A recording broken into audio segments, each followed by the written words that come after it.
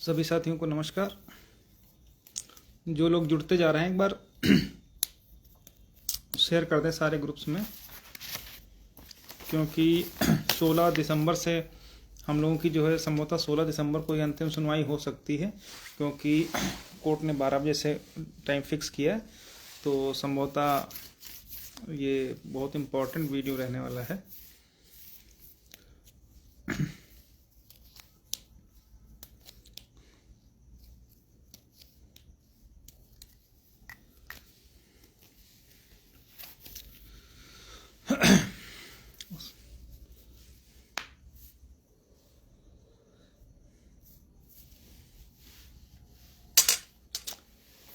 तो आवाज़ तो आ ही रही होगी। तो साथियों, सबसे पहले तो हम लोग चूँकि ज़्यादा इधर उधर घुमाने फिराने के बजाय सीधे टॉपिक पर हम लोग आते हैं। जो पिछली सुनवाई हुई बहुत महत्वपूर्ण सुनवाई थी, और उस सुनवाई से कम इतना जो दो सबसे ज़रूरी काम हो गए।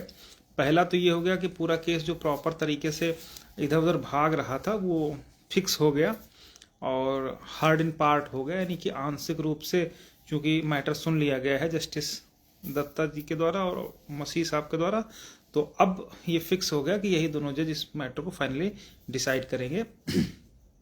ठीक है, तो अब जो भाग दौड़ वाला स्थिति थी वो सारी की सारी खत्म हो चुकी है।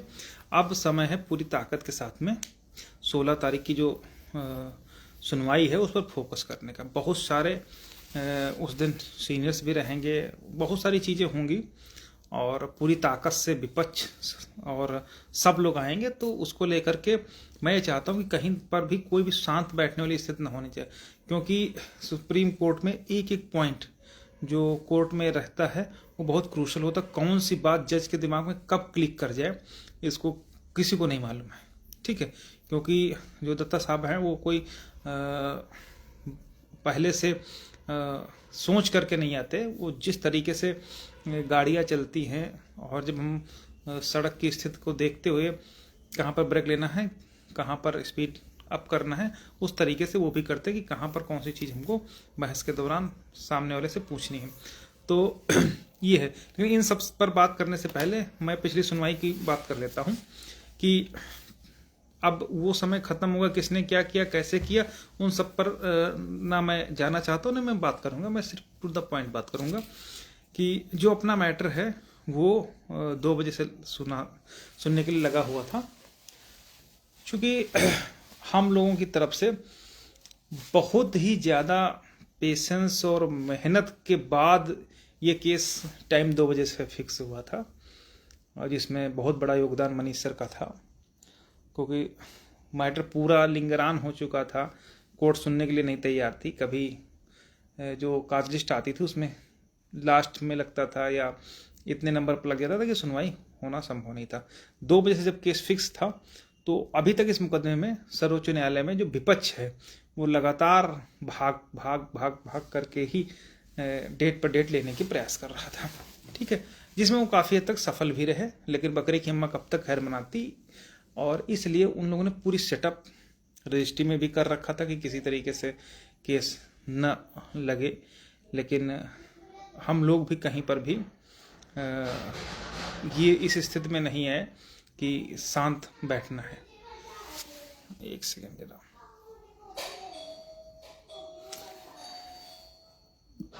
शांत नहीं बैठना है और लगातार प्रयास करते रहना है। इसी का नतीजा ये हुआ कि जब 2 बजे से केस अपना सुनवाई के लिए लिस्टेड हुआ, तो जैसा कि सभी लोग जानते हैं कि चूँकि विपक्ष लगातार भागता हुआ रहा था, तो इस बार भी उसका पूरा प्रयास था कि किसी तरीके से आज की डेट में भाग चलो तो कम से कम 6 महीने के लिए फुर्सत हो जाएगी। हम लोग तो अपनी पूरी तैयारी के साथ में थे और कोई बहुत बड़ी बात नहीं थी कि अगर वो लोग बहस नहीं करते तो हम लोग बहस अपनी शुरू करते 100%। क्योंकि जब कोर्ट ने डेट फिक्स करी थी, टाइम फिक्स किया था, तो ये तय था कि कोई ना कोई बहस करेगा। लेकिन जब उधर से बहस के बजाय टाइम लेने की बात शुरू हुई कि भाई अभी तक सरकार का काउंटर नहीं आया है, रिस्पोंडेंट का फलाने का धमाके का, ये सब कह करके वो लोग भागने का प्रयास करने लगे। क्योंकि मैं पहले भी कह चुका हूँ और आज भी कहता हूँ, सरकार इस मुद्दे पर कभी किसी भी स्थिति में खुल के नहीं आएगी। खुल के नहीं आएगी का मतलब लिखित में वो नहीं देगी।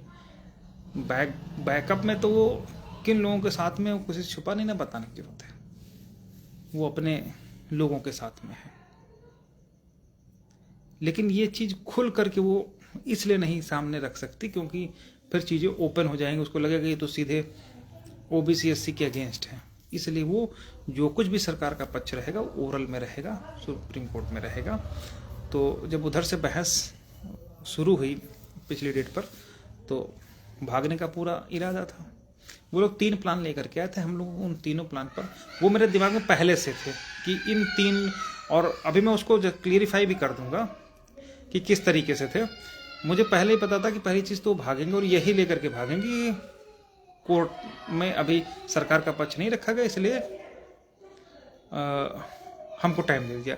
उसका हमारे पास पहले से ये तर्क था कि सरकार ने तो अभी तक आपको निकाला भी नहीं है, आपके खिलाफ शोकाज नोटिस भी नहीं जारी हुई है, आपके खिलाफ अभी लिस्ट भी रिविजिट नहीं हुई, तो तुमको पता कैसे है कि तुम बाहर हो रहे, तो तुमको एसएलपी में आ गए। आपको आने नहीं चाहिए था, इसलिए इनकी डिसमिस करो। लेकिन खैर उसके वजह कोर्ट ने कह दिया कि हम इसको सुनेंगे, तो उनको तो धराई से करने के लिए हम लोग पूरी तरीके से तैयार थे। जो दूसरा मुद्दा था वो बहुत महत्वपूर्ण मुद्दा था, जो कि हम लोगों को पूरी दमदारी से हमने रखा, जिसके कारण सुनवाई शुरू हो गई। वो था कि जैसा कि इन लोगों ने ये कहा कि साहब हमको हाई कोर्ट में सुना नहीं गया, बिना हमको सुने हमारे खिलाफ ऑर्डर पास कर दिया गया, मतलब पूरी तरीके से कोर्ट में घुमाने का कार्य इन लोगों के काउंसिल के द्वारा शुरू हुआ। इस पर मैं पहले से मेंटली प्रिपेयर था, जितने हमारे साथी थे सबको मैंने पहले से बता रखा था, हम लोग भी पूरा मेंटली प्रिपेयर थे और उसको जो भी चीज़ें थी वो सब तैयार थी।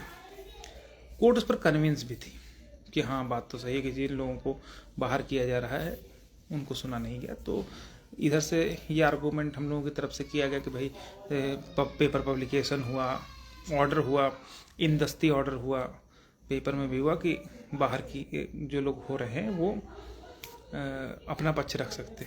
वहाँ पर इन लोगों ने ये प्रूफ करने की कोशिश की कि साहब हम लोगों को पता ही नहीं था कि हम लोग बाहर हो रहे हैं, तो हम लोग कैसे जाते, पहली चीज़।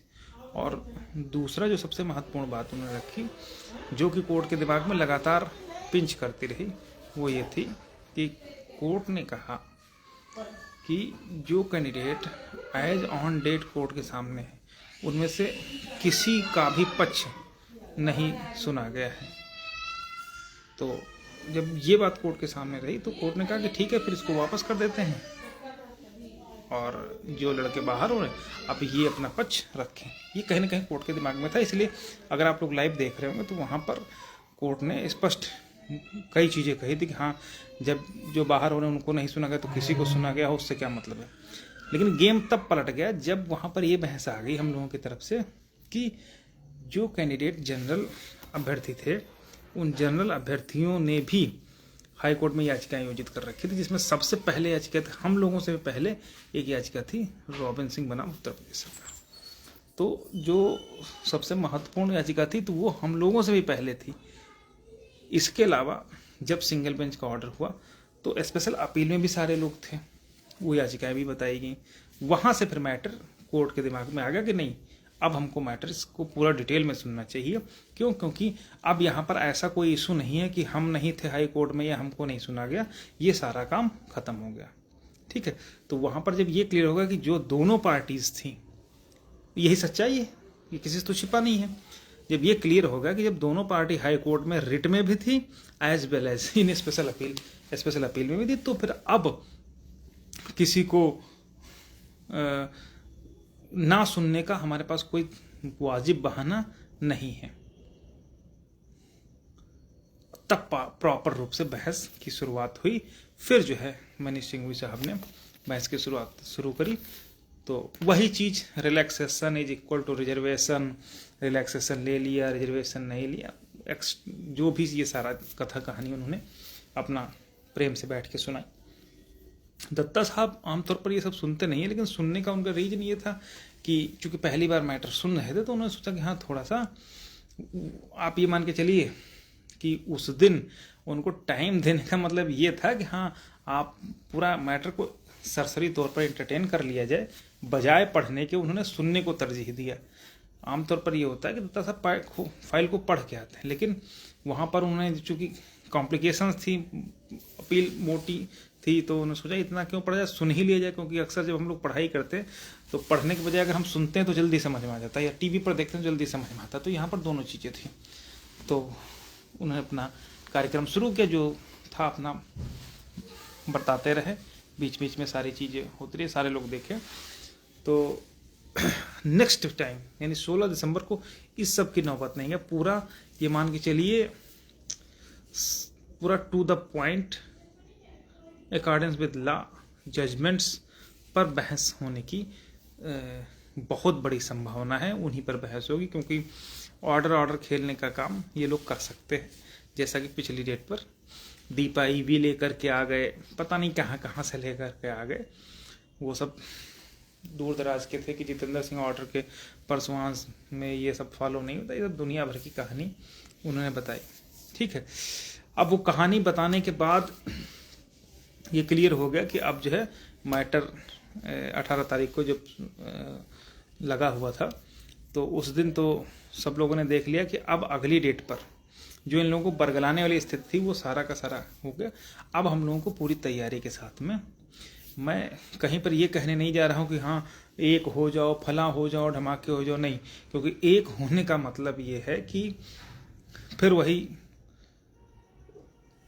शीशा लेदर होगी, वो मैं नहीं चाहता। जो जहाँ पर जैसे लड़ रहा है वैसे लड़े, अपना वकील खुद लाए, अपनी बहस करे, और लास्ट में जो बहस होगी कंसिडरेशन पर, मुझे ऐसा लगता है कि 100% आने वाली है।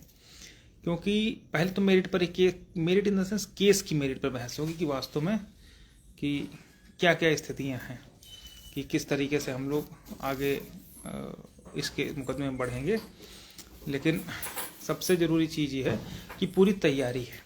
मैं जब इस बार मैं दिल्ली गया था तो 4-5 दिन हम लोग पहले इसीलिए गए थे कि हर हाल में कोई कमी ना हो।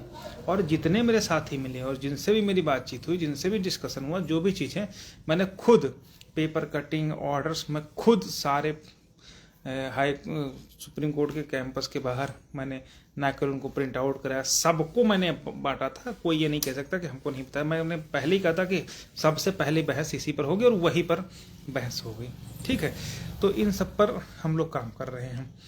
अब अगली डेट पर भी जिन जिन बिंदुओं पर बहस होगी वो बिंदु मुझे पूरे एग्जैक्ट पता है। अगर उन्हीं बिंदुओं पर बहस ना हो तो आप बताइएगा, ठीक है। तो उन लोगों के कई प्रश्न हैं। पहला प्रश्न तो उधर से एक आर्गुमेंट ये 100% आएगा कि आखिर कितनी बार रिजर्वेशन लोगे। टीईटी में ले लिया, एटीआरई में ले लिया, और टीईटी में भी 5% का लिया, एटीआरई में भी 5% का लिया। एक तो ये बहस उधर से 100% आएगी। ये बहस जब खत्म हो जाएगी तो इसी 5% को रिजर्वेशन रिलैक्सेशन के बीच में घुमाते रहेंगे कि ये रिलैक्सेशन जो 5 अंक का, तो ये बात आएगी वहाँ रिलैक्सेशन। एक तो ये बहस 100% हो जाएगी। जो दूसरा सबसे महत्वपूर्ण बहस ये होगी कि साहब 70% 80% तो रिजर्व कैटेगरी के कैंडिडेट सेलेक्ट हैं, 48,000 समथिंग सेलेक्ट हैं। ये चीज़ उन्होंने मैनिपुलेट करके बताई है, ठीक है। तो यही वो बताएंगे कि इतने सेलेक्ट हो गए, क्या पूरी 69,000 पूरी भर्ती इन्हीं की है। इस पर भी वो लोग 100% बहस करेंगे। इसको भी हम लोगों को इसमें प्रॉपर तैयारी से जाना है। इसमें प्रॉपर तैयारी में कोई बहुत ज़्यादा करने की ज़रूरत नहीं है। इसमें हमारे पास सौरभ यादव का जजमेंट है, ठीक है। सौरभ यादव के जजमेंट में एकदम क्लियर कट है कि जो 50% है जिसको जनरल कहते हैं, दरअसल वो जनरल नहीं है, वो यूआर कोटा है। और ये कोई स्लॉट नहीं है 50% का जिसमें केवल जनरल जाएगा। ये केवल और केवल अनरिजर्व कोटा है, इसमें कोई भी जाएगा, ठीक है। तो उसमें आप ये नहीं कह सकते कि ये 50% जनरल के लिए आरक्षित है, 50% ओबीसी SC ST के लिए आरक्षित है, बट 50% ओपन कैटेगरी है। उसमें अगर जो ये जनरल के अभ्यर्थी हमारे बराबर फाइट कर पाते हैं तो उनको 50% में स्थान मिल जाएगा। अगर हमारे बराबर फाइट नहीं कर पाएंगे तो उनको इसमें से बाहर होना पड़ेगा, जैसा कि इस भर्ती प्रक्रिया में हुआ है। अगर उनके मार्क्स हमसे ज़्यादा हैं या हमारे इक्वल हैं तो पहले हमको सिलेक्शन इसमें मिलेगा, फिर एक्सक्लूड हो जाएंगे। अगर वो हमसे ज़्यादा हैं तभी रहेंगे, अदरवाइज नहीं रहेंगे। क्योंकि जो 67.11 का कट ऑफ है, जितने भी कैंडिडेट ओबीसी एससी के हैं इस कट ऑफ में, वो सब के सब 50% अनरिजर्व कोटा में घुसेंगे, जिसे सामान्य तौर पर कुछ लोग जनरल कोटा कहते हैं। ये जनरल कोटा नहीं है। इस चीज़ को सौरभ यादव जो सुप्रीम कोर्ट का जजमेंट है उसमें क्लियर कर दिया गया है। तो जो ये कहते हैं 50% हो गए, 60% हो गए, 80% हो गए, 90% हो गए, तो और कितना चाहिए? हमें कुछ नहीं चाहिए। हमें सिर्फ इतना चाहिए कि जो यूआर की कट ऑफ पर कैंडिडेट हो, वो चाहे ओबीसी का हो, एससी का हो, एसटी का हो, चाहे जनरल का हो, वो 50% में भरा जाए।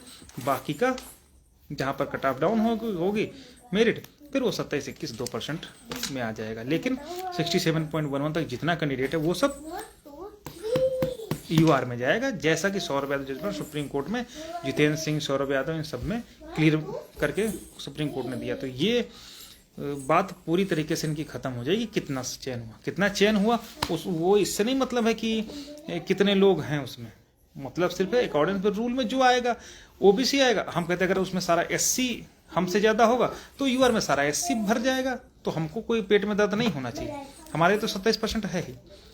अब अगर यूआर में ओबीसी का सर्वाधिक होगा तो ओबीसी सारा चला जाएगा, फिर जनरल और एससी भी बाहर हो जाएगा। इसी तरीके से अगर जनरल में कैंडिडेट हैं, अगर उनका बहुत ज्यादा हम लोगों से ज्यादा है तो सारे वो लोग भर जाएं, हमको कोई आपत्ति थोड़ी ना, हम 27-21 में ले लेंगे।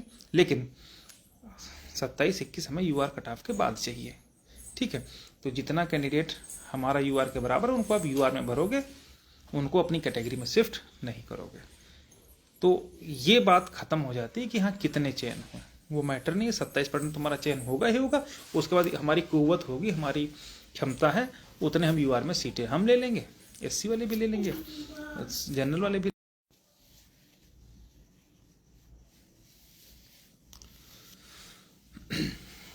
तो इस पर भी हमारी बातचीत सारी हो गई। ठीक है, तो इन सबको सुप्रीम कोर्ट में हम लोग पूरी तरीके से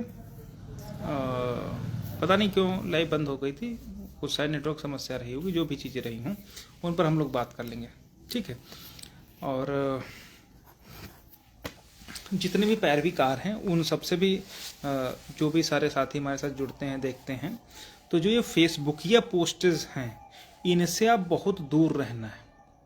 जो ये फेसबुक पर ज्ञान उड़ेलते रहते हैं कुछ लोग, उससे आपको दूर रहना है।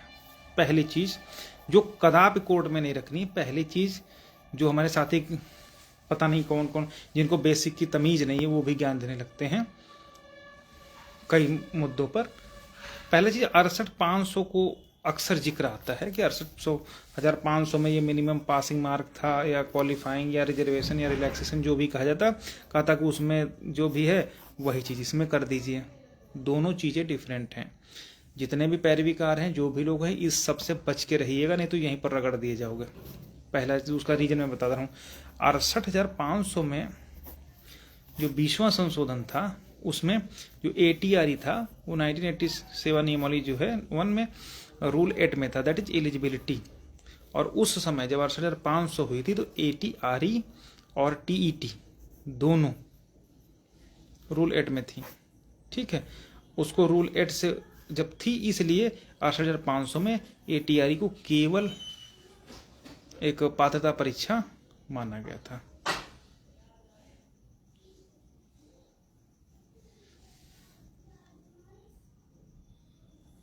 दिनेश भाई कह रहे कि ATRE OBC पूरा 100% हम कवर कर सकते हैं 100%, बशर्ते हमारा कट ऑफ होना चाहिए। हमको कौन रोक लेगा? सुप्रीम कोर्ट का जजमेंट है कि जो 50% है वो UR है, उसमें कोई भी जाएगा, तो इसमें कौन सी दिक्कत है? तो उसमें हम जितना मैक्सिमम कवर कर पाएंगे कवर कर पाए। जिसको वो तो खुली प्रतिस्पर्धा है, उसमें जो घुस पाएगा वो घुसेगा। हम OBC घुस पाए OBC घुसे, SC घुस पाए SC घुसे, ST घुस पाए SC घुसे, और अगर जनरल घुस पाए तो जनरल। वो तो एक रेस है 50%। उस रेस में general OBC SC ST PH सब लगेंगे, और जितना जाएंगे उतना चले जाएंगे। तो जो ये 68,500 वाला मैटर है, इस चीज़ को 100% किसी को ध्यान में रखना है कि ये बहस कदापि नहीं करनी। अगर ये बहस करेंगे तो आप अपने ही जाल में उलझने जा रहे हैं, ये बिल्कुल तय है। फिर आपको कोई नहीं बचा पाएगा, फिर डैमेज जो हो चुका होगा उसको कंट्रोल करना किसी बस की बात नहीं होगी। ठीक है, तो जो ये 68,500 वाला लोग चिल्लाते हैं, उस चीज़ को किसी भी, जो भी अपने सीनियर्स हैं, जो भी चीज़ें हैं, उसको जो ये 68,500 वाला रायता यहाँ पर मत लेकर के आइएगा 69,000 में। इसको सेपरेट रखिएगा, 69,000 को सेपरेट रखिएगा, 68,500 को सेपरेट रखिएगा। ठीक है, तो इन दोनों को इसलिए सबसे अलग रखना है, क्योंकि अगर इनको एक में कंक्लूड करेंगे तो फिर जब आप इन दोनों को 68,500 को 69,000 को एक तराजू में रख दो, फिर उनके लिए काफ़ी आसानी रहने वाली है। इस चीज़ का ध्यान रखना है। ठीक है, तो ये सब चीज़ें बहुत ज़रूरी हैं।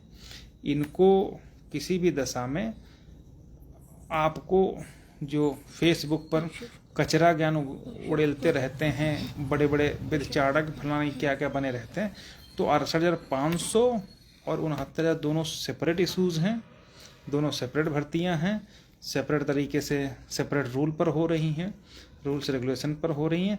दोनों में कोई अंतर जो सामान्य तौर पर है वो दिखाई भले दे कि कोई अंतर नहीं, बट बहुत बड़ा डिफरेंस है दोनों में। ठीक ना, तो उस डिफरेंस को किसी भी तरीके से अगर आप इक्वल करना चाहेंगे तो फिर नुकसान हो जाएगा। ठीक है, तो इस चीज़ का विशेष ध्यान रखना कि 68,500 का जो वो है वो अलग होगा, उस पर किसी तरीके से कोई बात नहीं करनी है। इस चीज़ का जो भी ब्रीफ करेगा या जो भी लोग हैं, इस चीज़ को ध्यान में रखिएगा, ये बहुत बड़ा पॉइंट है। इस चीज़ को ध्यान रखना है आपको एक प्रॉपर तरीके से।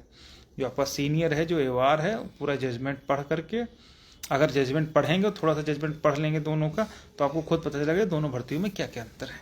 ठीक है, लेकिन अगर 68,500 को इसमें ला के घुसेड़ेंगे तो आपके पास तर्क आपके खत्म हो चुके होंगे। क्यों? क्योंकि जहाँ तक मैं समझ पा रहा हूँ, जस्टिस दत्ता इस मैटर में आमतौर पर होता है कि जो हाई कोर्ट से, डिवीजन बेंच से जजमेंट आता है सुप्रीम कोर्ट, उसमें केवल जजमेंट पर बहस होती है कि जजमेंट में क्या कमी रह गई। लेकिन दत्ता साहब जजमेंट की तरफ न जा करके वो फिर से फैक्ट्स पर नए सिरे से सुनवाई करना शुरू किए। फैक्ट्स पर कहने का मतलब कि वो खुद ये वो करेंगे कि वास्तव में क्या जजमेंट हुआ, उससे हमको नहीं मतलब है विशेष, हमको ये बताओ कि क्या मैटर था और क्या रिलैक्सेशन, रिजर्वेशन, ये सारी चीज़ें वो सुनेंगे। हमारे फेवर में वो सारी चीज़ें सही हैं, लेकिन वो फिर से हर वो चीज़ जो डिवीजन बेंच में बहस हुई वो सुप्रीम कोर्ट में फिर से बहस होने की पूरी उम्मीद है। ठीक है, प्रजापति कह रहे हैं कि जो यूआर का कट ऑफ है और जो 3% जुड़ रहा है, 5% वो मौखिक तौर पर, व्यवहारिक तौर पर वो कहने में चीज़ें ठीक है, बट वो आपको फैक्ट्स के आधार पर, रूल्स के आधार पर जीत दिलाने के लिए काफ़ी नहीं है। उसके लिए आपको नियमावली, एक्ट और इन सब पर बहस करनी होगी। ठीक है, तो जितने भी साथी हैं, सबसे पहले आपको फेसबुक या ज्ञान से बचना है। ठीक है, 68,500 इन सब से बचना है। आपको प्रॉपर तरीके से 1 महीने का समय है, जितना डॉक्यूमेंट में घुस पाओ, नियमावली में घुस पाओ, जितना जहां पर आप जा सकते हो, जितना अध्ययन कर सकते हो अपने मुकदमे का, अगर अभी तक नहीं किया है, जो कि नहीं ही किया है, उसको जान लो। ठीक है, क्योंकि आपकी ब्रीफिंग बहुत महत्वपूर्ण होने वाली है कोर्ट में, क्योंकि उधर से भी पूरा पैनल आएगा, इधर से भी रहेगा, तो कहीं पर कोई भी पॉइंट छूटना नहीं चाहिए। ठीक है, तो और अगर अपने ही उसमें रहेंगे तो फिर चीज़ें ठीक नहीं रहेंगी, एक ये बात होगी। इसके अलावा जितना भी ज़रूरी हो, उधर से पूरा कंपाइलेशन फाइल हुआ है जजमेंट्स का, वो जजमेंट घुमाने वाले हैं, सारी चीज़ें हैं कि जो मिसलीड करने के लिए कोर्ट में। तो हमारे साथ जितने साथी, हम लोग तो इकट्ठा कर रहे हैं कि जितने भी सुप्रीम कोर्ट के जजमेंट्स हैं उनको एक जगह आप इकट्ठा करिए, दूसरे से उम्मीद रखिए कि दूसरा इकट्ठा करके आपको देगा, क्योंकि हम लोग खुद ही इस बार बहुत सारा सब सिस्टम तैयार कर रहे हैं।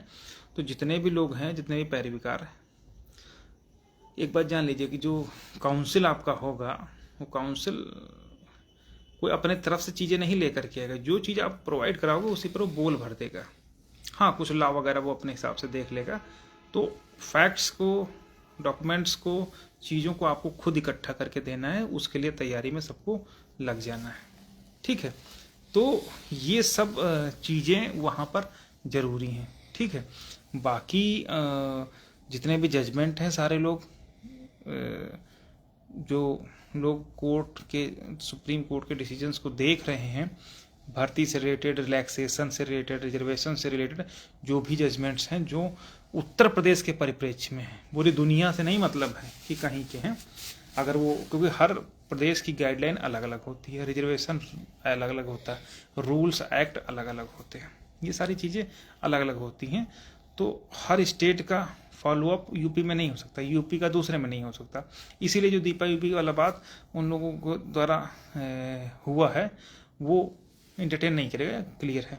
लेकिन हमको उत्तर प्रदेश के परिप्रेक्ष्य में ये ध्यान रखना है कि जो भी उत्तर प्रदेश के परिप्रेक्ष्य में डिसीजंस हुए हैं सर्वोच्च न्यायालय के, उनको अध्ययन करके उनको कोर्ट के सामने पुट अप करके बहस के लिए लेकर के आना है।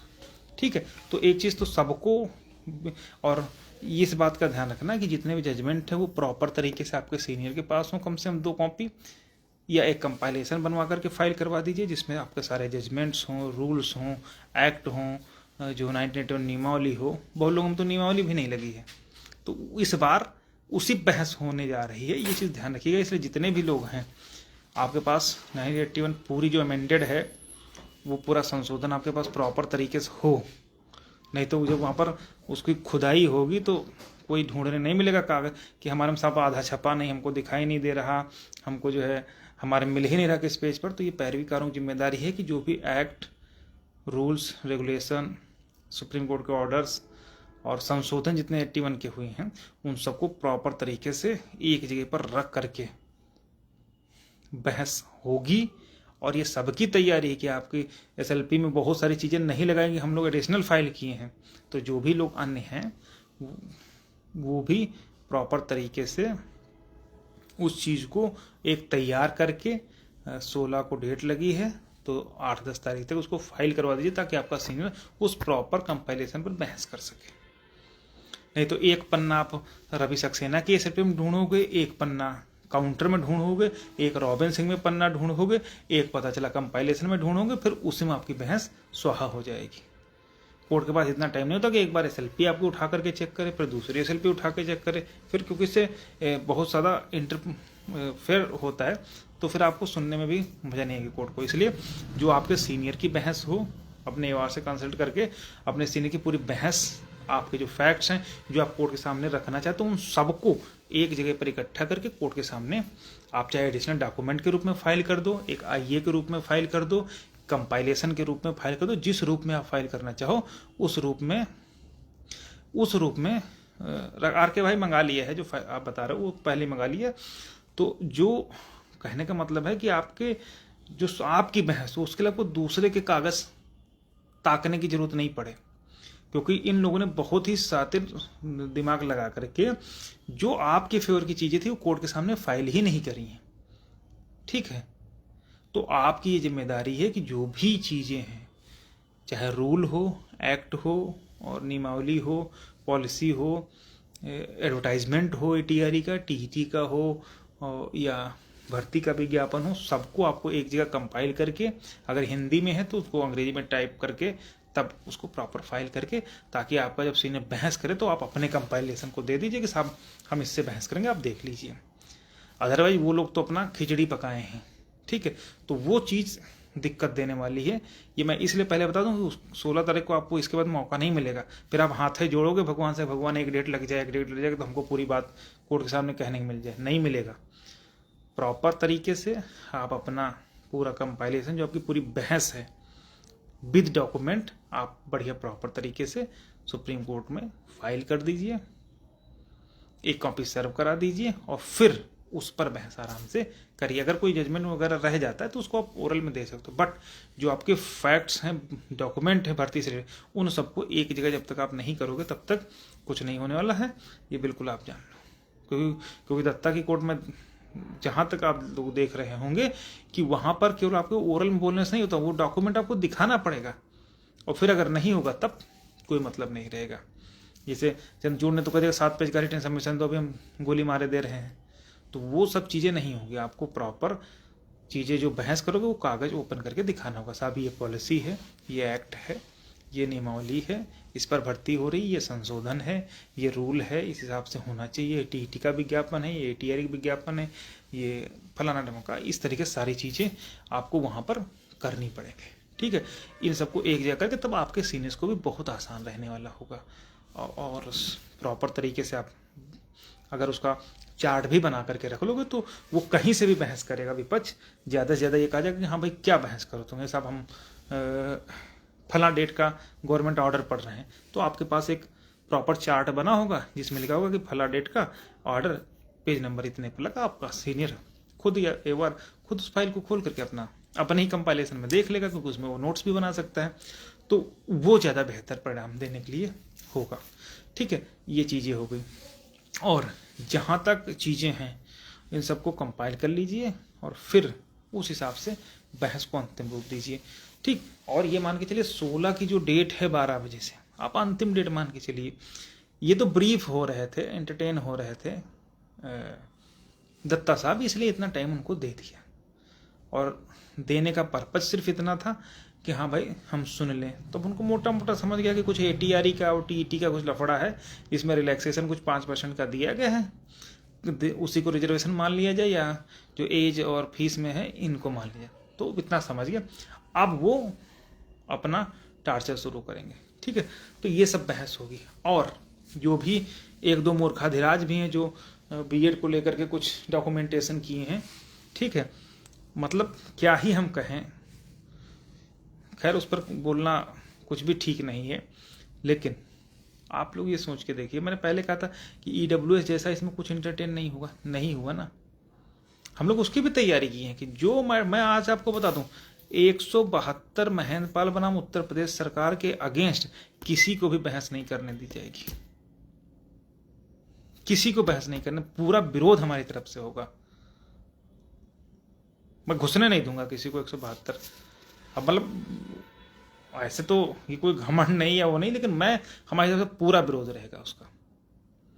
तो जितने भी लोग हैं प्रॉपर केवल ATRE पर ही फोकस करें, और जो BEd BTC और EWS फलाना ढमका, ये सब कूड़ा कचड़ा यहाँ पर नहीं घुसने वाला है और ना घुसने देंगे। हाँ, आप सेपरेटली अपना बहस करिए, हमको कोई आपत्ति थोड़ी ना, हमारा मैटर कंपाइल हो जाएगा, उसके बाद आप चाहे जो करें, हमको कोई दिक्कत नहीं है। ठीक है, तो इन सबको लेकर के हम पूरी तैयारी से हैं। आपके पास टाइम बिल्कुल भी नहीं है, बिल्कुल भी नहीं टाइम है। 16 तारीख कब आ जाएगी किसी को पता भी नहीं चलेगा। ठीक है, तो जितने भी लोग हैं अपना प्रॉपर कंपाइलेशन आइए कि चाहे कंपाइलेशन फाइल करें, आइए फाइल करें, एडिशनल डॉक्यूमेंट अपना सब, अपना ढपली, अपना अपना राग वाला स्थिति रहेगी, अपना पूरा आपको बना करके ले करके चलना, उस पर बहस करना है। उन लोग सारे कतई मत रहना, नहीं तो वो लोग तो आधे चीज़ें फाइल ही नहीं की जो आपके फेवर की। ठीक है, तो ये चीज़ें हो गई, तो इस पर सबको अपना अपना ध्यान देना है। ठीक है, और जो दूसरा सबसे ज़रूरी पॉइंट है वो ये है कि जितने भी हमारे साथी हैं,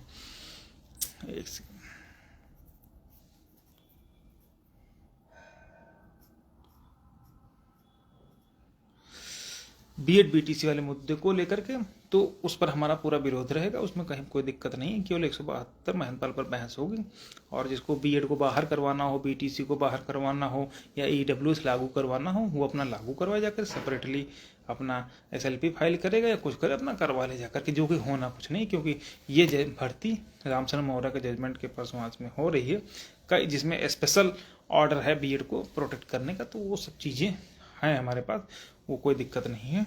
ठीक है, इसके अलावा जो सबसे ज़रूरी चीज़ थी, मैंने फिर बताया था कि ये लास्ट मोमेंट है, इसके बाद न मैं नज़र आऊँगा आपको, ना आप हमको नज़र आएंगे, क्योंकि ये एक डोर है 69,000 की, उसी से हम लोग बंधे हुए हैं कि मंजिल एक है, इसलिए रास्ते में साथ साथ चल रहे हैं।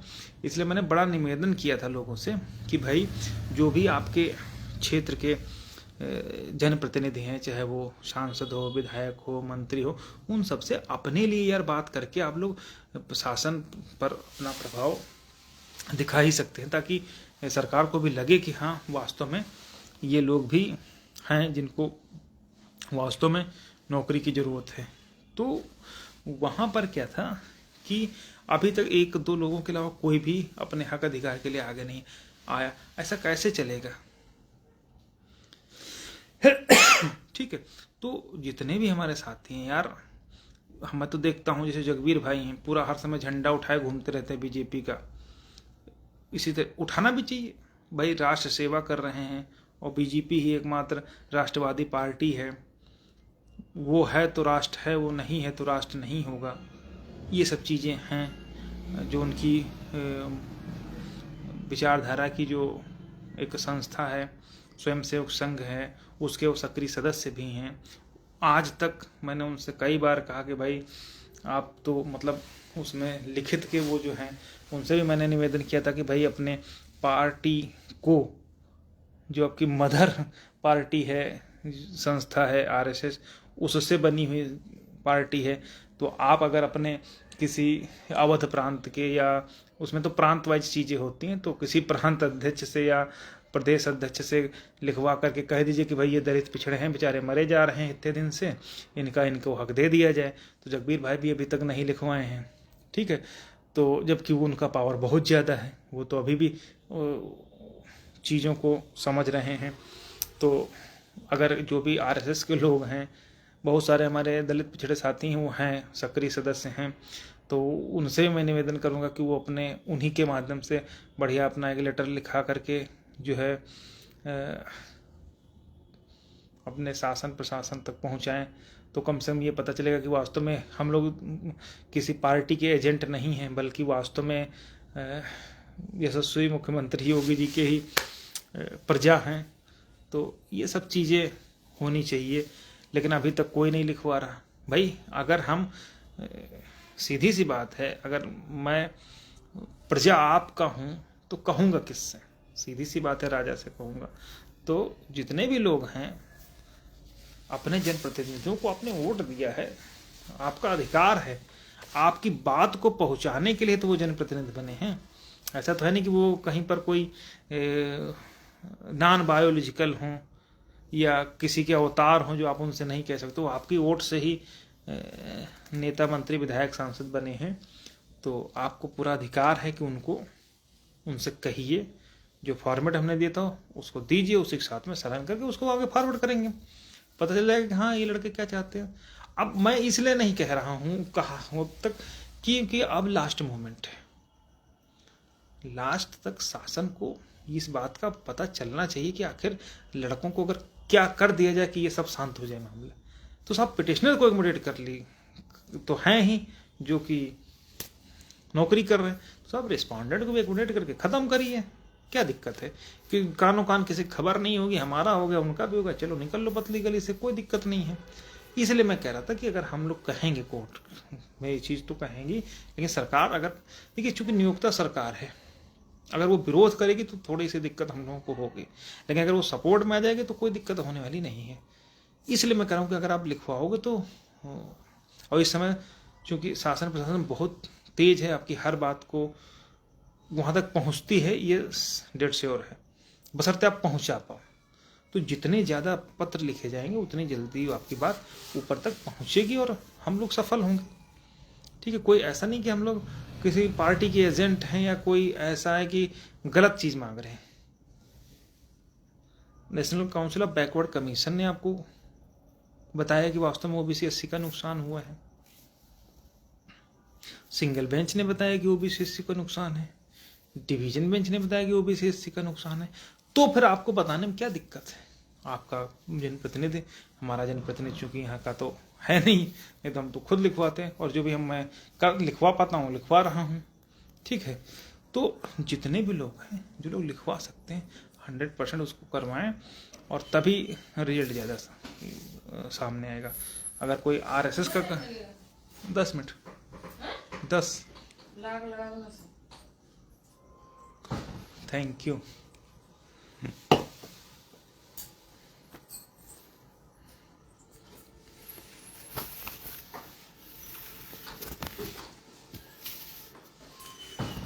अगर आपके क्षेत्र का जनप्रतिनिधि है और पार्टी का है तो उससे हम अपनी बात कह करके हर हालत में चीज़ों को शासन प्रशासन में पहुंचाएंगे तो बहुत चीज़ें सॉर्ट आउट हो जाएंगी।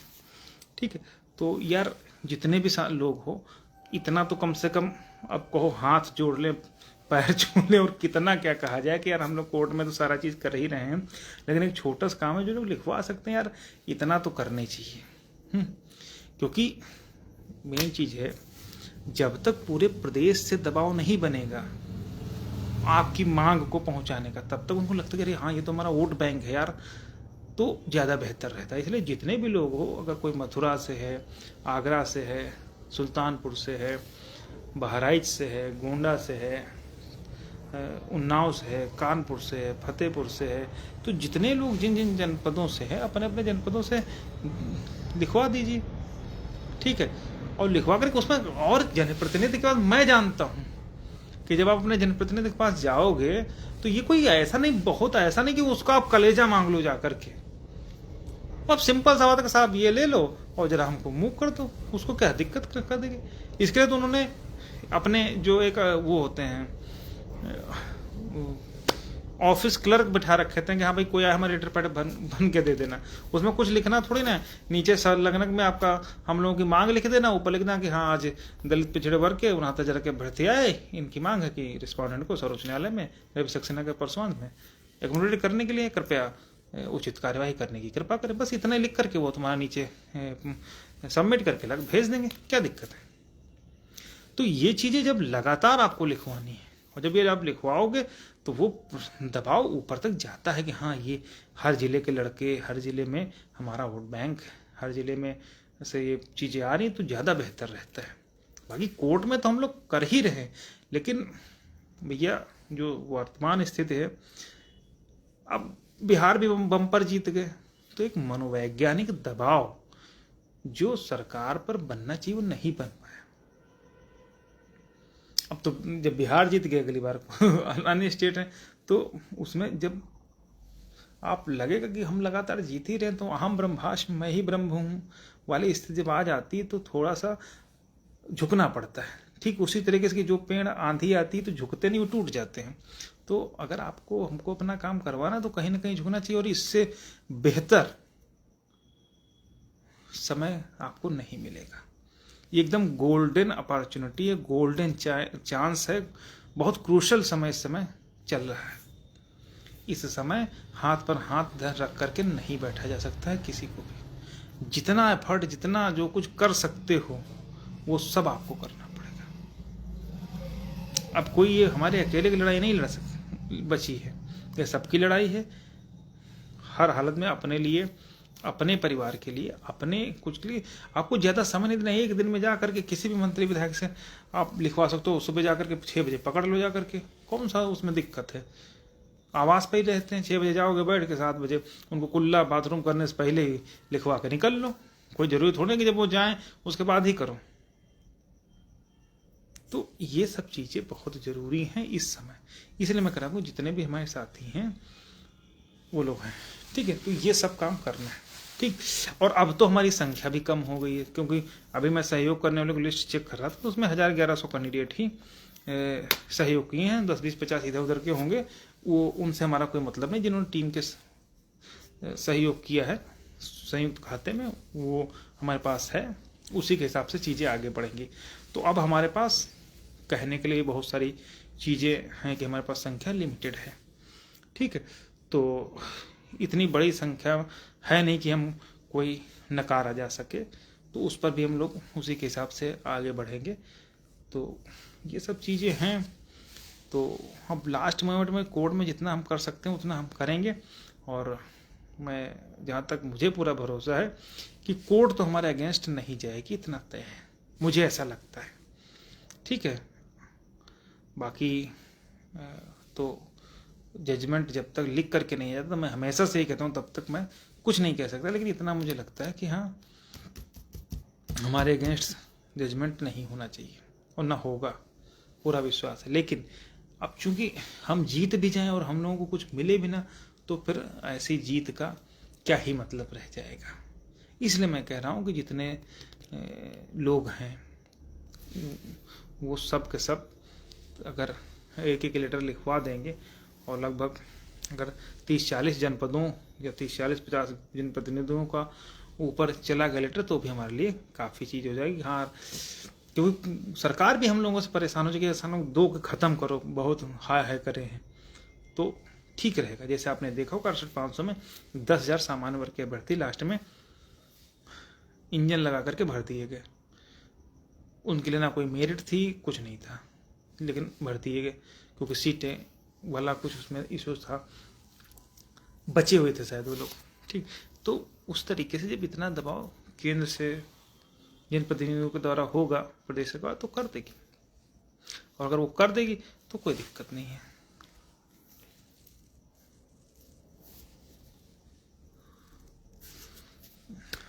तो ये ईडब्ल्यूएस ज्ञान प्रकाश भाई बोल, देखिए ईडब्ल्यूएस तो कोर्ट ने, मैंने बताया ना कि मैंने पहले बताया था कि ईडब्ल्यूएस नहीं सुना जाएगा, नहीं सुना गया, कोर्ट ने डांट के भगा दिया और यहाँ तक कह दिया कि अगर ज़्यादा बदतमीजी करोगे तो इसको 10 साल तक मैं नहीं छूऊंगा, हटवा दिया गया। तो जो मैटर अपना आया है उसी को होगा। ठीक है, तो इतनी सारी बातें हैं। और अगर किसी को, मैं फिर कह रहा हूँ, जो भी हमारे सक्रिय साथी हैं, कोई भी लोग फेसबुक के ज्ञान से दूर रहें तो ज़्यादा बेहतर निर्णय मिलेगा। ठीक, और बाकी जो लिस्ट हम लोगों ने तैयार करी थी वो सारे लोग जिनको जिनको मिल गई है, आप लोग देख लीजिए कि आपका नाम उसमें है कि नहीं है। ठीक है, अगर किसी साथी का छूटा है तो जो शुरुआत में 888 लास्ट में 714 नंबर है उस पर आप मैसेज कर दीजिए या फ़ोन कर दीजिए और बता दीजिए कि भैया हमारा नाम छूट गया, उनका नाम ऐड कर लिया जाएगा।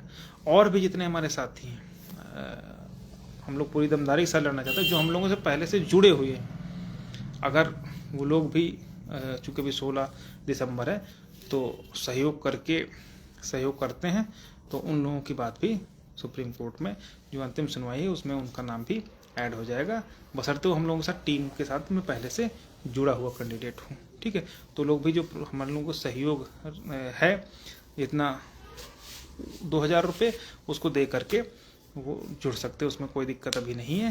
हफ्ता 10 दिन का समय है उनके पास, आराम से कर सकते हैं, कोई दिक्कत नहीं है।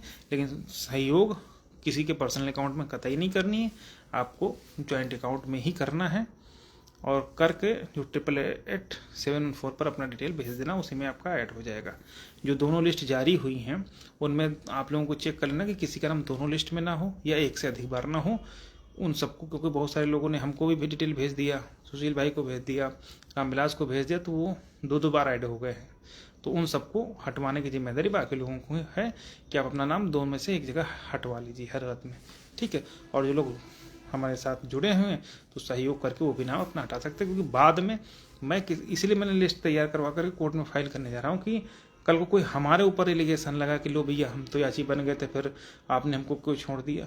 तो उनको हमने इसलिए छोड़ दिया क्योंकि उन्होंने फाइनल मूवमेंट पर सहयोग नहीं किया। हम ऐसे लोगों को लेकर के क्या करेंगे, जब हमारे साथ शुरुआत तो कर दी उन लोगों ने, लेकिन जब मंजिल की तरफ हम लोग बढ़े तो बीच रास्ते में हमको छोड़ दिया। तो अगर आप बीच रास्ते में हमको छोड़ रहे हैं सहयोग ना करके, तो हम आपको छोड़ देंगे, इसमें कोई दो राय नहीं है। ठीक है, तो जितने भी लोग हैं अभी उनके पास मौका है, वो लोग केवल और केवल किसी और के खाते में करेंगे या किसी को करेंगे उसकी जिम्मेदारी नहीं रहेगी।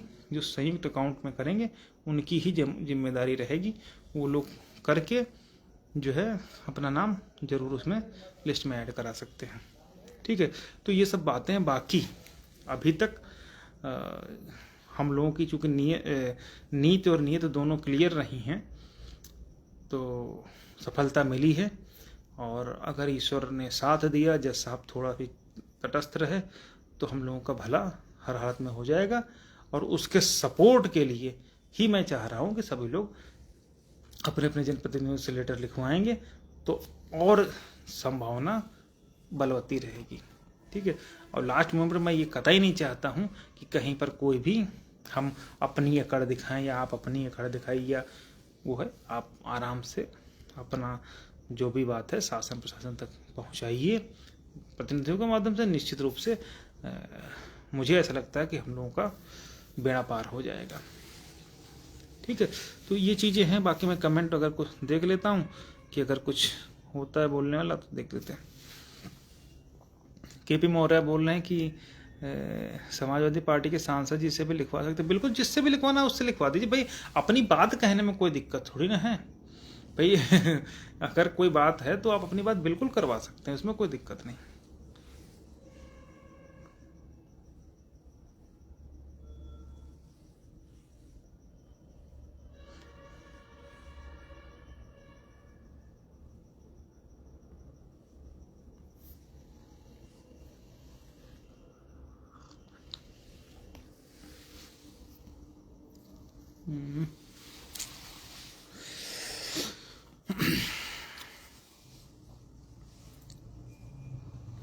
संजय भाई बोल रहे हैं कि आजमगढ़ में कोई बीजेपी का मंत्री नहीं है।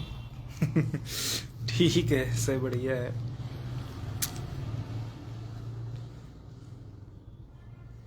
यही सब चीज़ें हैं, हम भी चाहते हैं कि यहाँ भी ना हो, लेकिन खैर इन सब चीज़ों से क्या मतलब। लेकिन जहाँ जहाँ पर हैं वो लोग भैया ज़रूर यार लिखवा लो, ठीक है। एक दिन का समय है, अपनी नौकरी के लिए इतना तो दिया ही जा सकता। हम नहीं चाहते कि इतना रगड़ने के बाद इतना, मतलब यार एक हमेशा मन में जो है एक मजबूती जो है वो अंदर से एक रहता ना कि ये कर लिया जाए, क्या पता हो तुरंत सरकार की तरफ से ही प्रपोजल आ जाए, सरकार ही हम लोगों के फेवर में कर दे कि चलो इनको करके हटाओ, ख़त्म करो, मुँह छाते मूंग दल रहे हैं।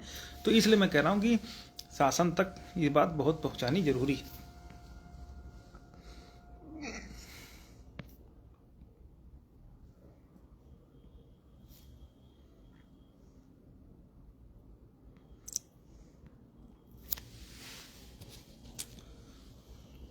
और भी साथी अगर कोई हैं, जितने भी लोग जुड़े हैं, अगर कोई कमेंट कर है तो बहुत सारे।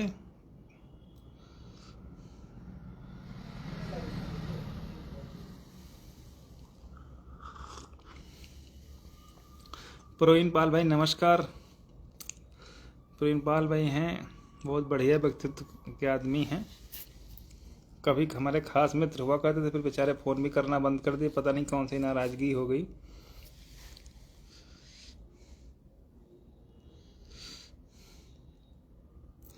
केपी मौर्य भाई बोले कि मेरा डबल नाम हो गया, कोई दिक्कत नहीं, आप बता दीजिए जिसका जिसका डबल नाम हो गया वो सब हट जाएंगे। नौ बंसारी भाई नमस्कार। सुनील गावस्कर भाई जय भीम, नमो बुद्धाय। जितने भी साथी हैं लेटर वेटर लिखवा दीजिए भैया। दिनेश यादव भाई नमस्कार। देखिए हम लोगों को आपको बता दें कि हमारी तरफ से कोई कमी नहीं रहने वाली है, ठीक है। अब बस वही चीज़ है कि मैं किसी भी काम के लिए या किसी भी एक पॉइंट ऑफ व्यू पर मैं रिस्क नहीं लेना चाहता, क्योंकि कोर्ट में क्या बहस चलेगी, क्या स्थिति रहेगी, किसी को नहीं पता। दत्ता के मूड को वो खुद नहीं जानता कि वो क्या करेंगे, ठीक है। तो इसलिए मैं ये चाहता हूँ कि जितना प्रयास, जितनी स्थिति जो भी है, जो भी हम लोग कर सकते हैं मैक्सिमम वो करने में कोई गुरेज नहीं। लास्ट मोमेंट है, इतना बड़ा जो है अपना इशूज रहा है, तो आसानी से अगर सुलझ जाएगा तो ज़्यादा बेहतर रहेगा। आंसर की का मैटर तो इसे प्रभावित नहीं करेगा, ये आप उल्टा कह रही हैं। आंसर की का मैटर इससे प्रभावित होगा, आंसर की इसको नहीं प्रभावित करेगी। उसीलिए आपने देखा होगा कि अभी तक आंसर की पर कुछ नहीं हुआ।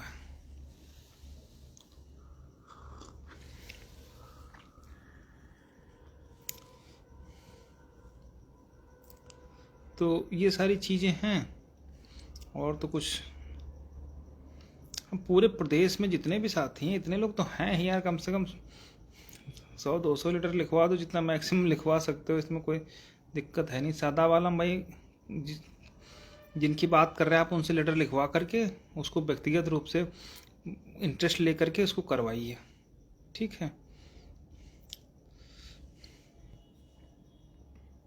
हाँ, जिन साथियों की पहुंच शासन में अधिकारियों तक है वो भी, मतलब मैं ये कह रहा हूँ कि जो लोग भी हैं, देखो 16 से दिसंबर में लास्ट सुनवाई शुरू होगी, और इस बार सरकार भी 100% एक्टिव मोड में होकर के आएगी, और अंदर से क्योंकि जो विभाग में घुस चुके हैं लोग वो अपना काम कर रहे हैं। तो हमारा भी प्रयास ये है कि यार जिसकी भी पहुंच हो, शासन प्रशासन कहीं से भी उसको हर हाल में प्रयास नहीं, उसको हर हाल में इसके लिए दो एक दिन का काम है यार, 1-2 बार ही तो मिलना है, मिल कर खत्म करिए।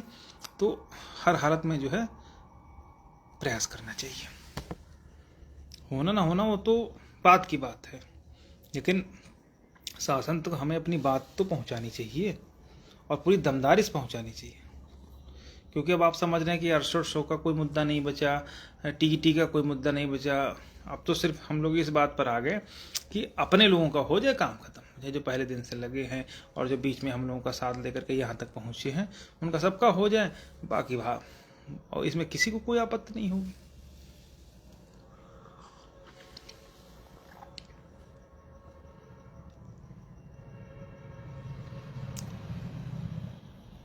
ठीक है संदीप भाई, आपका प्रॉब्लम जो है मैंने वो कर लिया है। ठीक है, तो ये सारी बातें हैं।